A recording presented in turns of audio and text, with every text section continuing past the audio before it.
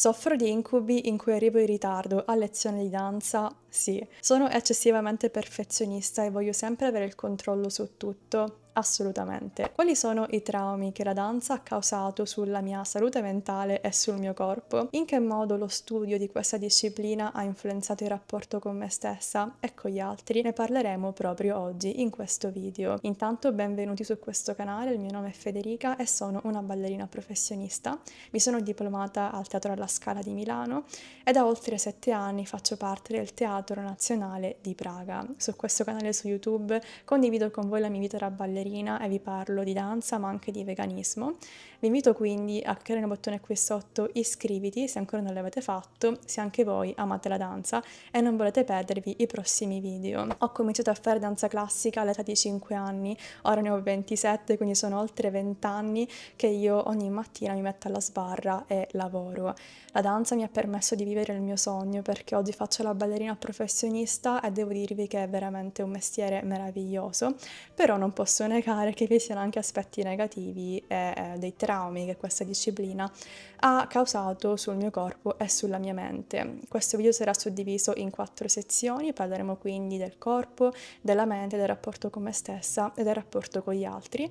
Ma prima di iniziare vorrei ricordarvi che se volete leggere la mia storia, nella prima lezione di danza al mio diploma ho scritto un romanzo autobiografico che si chiama La bambina che amava danzare e vi lascio il link in descrizione. Partiamo subito. Parlando del corpo, sicuramente uno dei primi difetti che lo studio della danza ha lasciato sul mio corpo riguarda la camminata, coi piedi a papera. Sono sicura che sapete già di cosa sto parlando. Io cammino con i piedi ruotati verso l'esterno quando sto in piedi, ho la tendenza a stare in prima posizione proprio perché la danza prevede una rotazione verso l'esterno delle anche dei piedi, il che è molto imbarazzante a volte, e in più una cosa collegata riguarda il fatto che spesso le ballerine e i ballerini stanno seduti con le gambe aperte. Questo può risultare a volte maleducato agli occhi delle persone, però se una persona davanti a voi si comporta così, vuol dire che molto probabilmente fa il ballerino. Altro argomento legato al corpo sono i piedi. Purtroppo i miei piedi sono assolutamente distrutti dalla danza.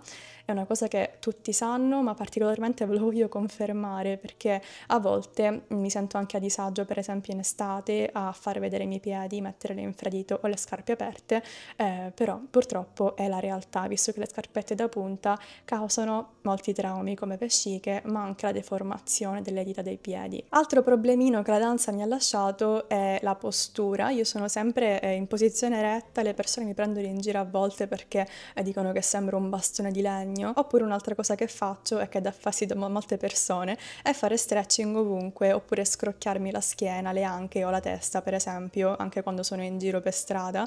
Le persone mi guardano male, però è una deformazione professionale e sono sicura che chi tipo che fa danza mi capirà molto bene. Anche quando devo, per esempio, abbassarmi a prendere qualche cosa, io alzo la gamba, insomma, sembra quasi che un ballerino balli sempre, in ogni momento della sua vita. E l'ultimo aspetto di questa categoria del corpo riguarda lo specchio, ovvero che noi ballerini abbiamo la tendenza a girarci sempre verso gli specchi per guardarci, non tanto per vanità, ma per controllare la postura, visto che la nostra mente è abituata a avere un controllo costante del nostro corpo per vedere se siamo effettivamente nella posizione corretta. Passando alla seconda macrocategoria di questo video, ovvero i traumi che la danza ha causato sulla mia mente, partiamo con gli incubi riguardo alla puntualità e all'essere in ritardo. Io ragazzi vi giuro che ho incubi in cui sono bloccata nel traffico e non riesco a arrivare in orario a lezioni di danza, oppure che sono in teatro e sento la mia musica, la musica del pezzo che devo ballare, io sono ancora in camerino nuda, cioè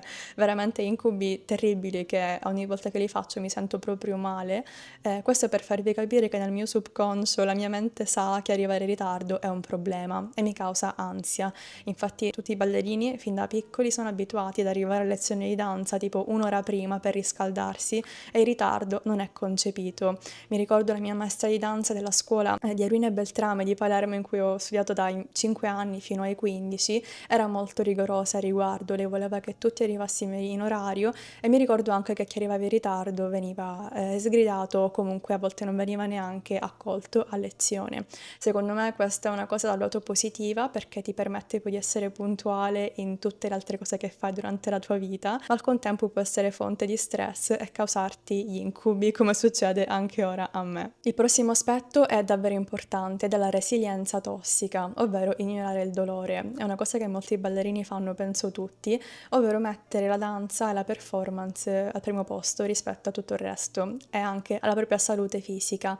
Per esempio, ricordo quando ero in accademia, è una cosa che racconto nel mio libro, ho avuto un infortunio, una frattura da stress al metatarso, e ricordo che pur di non dirlo agli insegnanti perché mi vergognavo, e pur di non saltare gli spettacoli dello Schiaccianoci, ho preso tantissimi antidolorifici per andare a ballare in scena, il che ovviamente è un comportamento molto tossico perché la salute dovrebbe sempre essere al primo piano. Se una ballerina o un ballerino hanno un infortunio, dovrebbero dare priorità alla guarigione e non allo spettacolo, però purtroppo questa resilienza tossica è una caratteristica davvero comune nei ballerini, e poi spesso i ballerini traducono questa resilienza anche in altri contesti e pensano che per ottenere un risultato bisogna sempre soffrire, ma in realtà si può benissimo raggiungere un obiettivo senza per forza doversi rompere o pregiudicare la propria salute. Il prossimo trauma riguarda il senso di colpa riguardo ai giorni di riposo.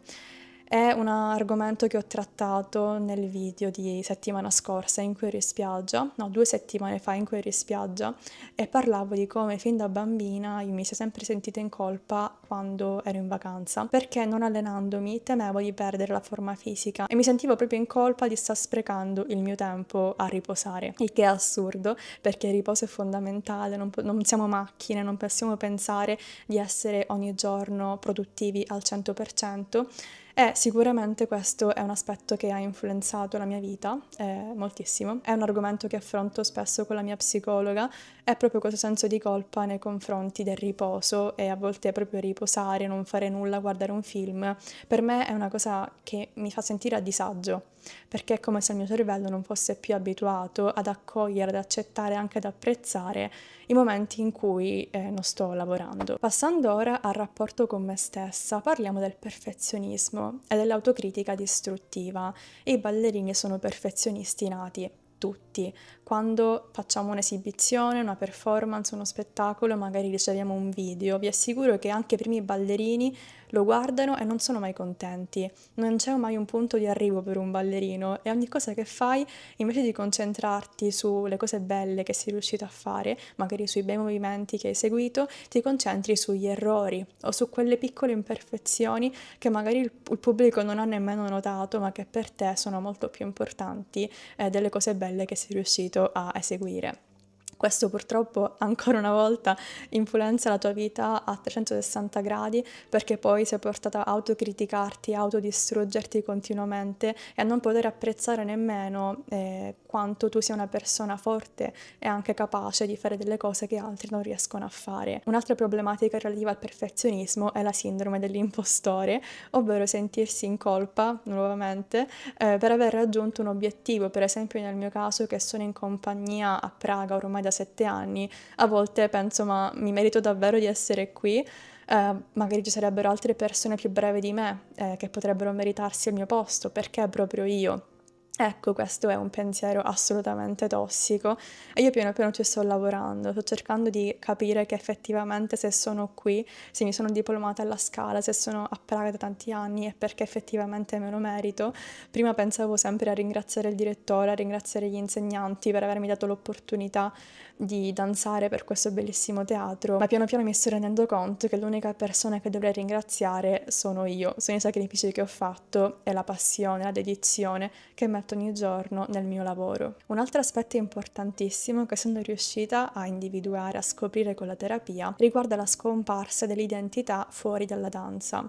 Mi ricordo la mia terapeuta mi ha chiesto qualche mese fa: ma chi è Federica al di fuori della danza? Ecco, purtroppo Federica tende a identificarsi troppo spesso con la parola ballerina. Io dico sempre: io sono una ballerina, ma in realtà dovrei cercare di scindere la mia identità col mio mestiere. È chiaro che sono una ballerina perché faccio parte di questo mondo e faccio danza ormai da oltre 20 anni, però dovrei imparare a dire: io faccio la ballerina, oppure la danza è la mia passione, è il mio mestiere, ma non dovrei identificarmi con questo appellativo perché io sono tanto altro al di fuori della danza, ma la tendenza per i ballerini è appunto di identificarsi completamente con la loro passione, le loro professioni. Per fortuna io ho tanti altri aspetti della mia vita che mi danno gioia, non soltanto la danza, io faccio attivismo per gli animali, ho tante altre cause a cuore e sicuramente non mi identifico al 100% nella danza, però mi rendo conto che rispondere a quella domanda della terapeuta non è stato per niente facile. Per quanto riguarda invece il rapporto con gli altri,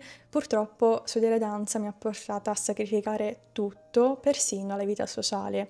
Ho dovuto rinunciare a tantissime cose quando ero adolescente, questo lo racconto nuovamente molto bene nel mio libro, per esempio feste, gite, per non perdere mai la lezione di danza, per non saltare mai un allenamento. Qua ritorniamo al problema di prima, del perfezionismo e anche l'incubo di essere in ritardo. Ecco, saltare le lezioni di danza per me da bambina era assolutamente, cioè non era neanche concepibile, non era un'opzione. A volte andavo a danza anche quando stavo male. E quindi questo ovviamente è un comportamento tossico perché poi la danza diventa quasi come una gabbia e soprattutto non ci permette di goderci l'infanzia, la giovinezza come tutti gli altri. Ho sempre avuto la sensazione di essere diversa dagli altri proprio perché non potevo socializzare e non potevo creare una relazione sociale, anche un gruppo con gli altri, visto che ero sempre quella che non partecipava alle feste o alle gite perché doveva andare a danza. Questo prossimo aspetto è un aspetto molto interessante che riguarda la soglia del dolore. I ballerini hanno una soglia del dolore altissima e a volte ci fa strano che altre persone non danzatori si lamentano per dei piccoli dolori, mentre per noi sono cose che magari non ci danno nemmeno fastidio.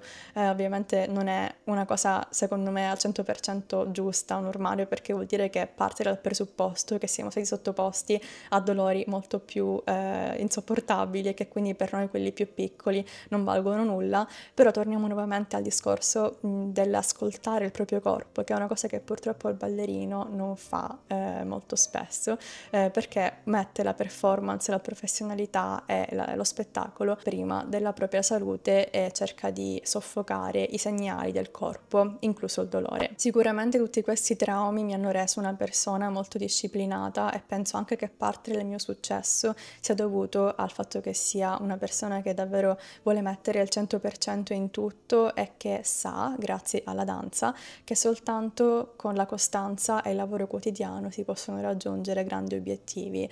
Alcuni aspetti che vi ho presentato oggi sono i traumi che purtroppo continuano a persistere nella mia vita quotidiana, però mi rendo conto che affrontandoli, parlandone anche con una professionista, con un terapeuta, ma anche con voi qui in questo video, parlarne sia il primo step, sia il primo passo per poterli superare. A parer mio sono aspetti che non possono essere superati al 100% fino a quando si fa questo lavoro, ma purtroppo penso anche che quando mi ritirerò e smetterò di fare la ballerina professionista, continuerò ad avere certi atteggiamenti che la danza mi ha trasmesso.